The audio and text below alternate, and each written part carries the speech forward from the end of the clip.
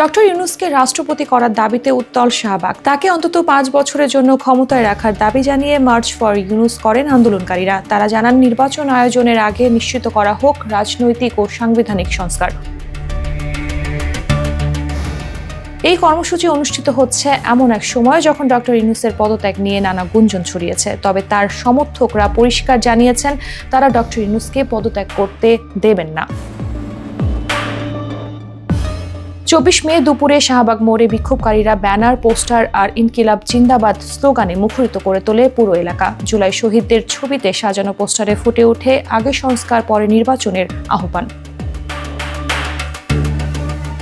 বিক্ষোভের ফলে শাহবাগ এলাকায় যান চলাচলে বিঘ্ন ঘটেছে, বাড়ানো হয়েছে নিরাপত্তা ব্যবস্থা। মার্চ ফর ইউনূস নিয়ে এখনো পর্যন্ত সরকারি পক্ষ থেকে কোনো আনুষ্ঠানিক প্রতিক্রিয়া পাওয়া যায়নি।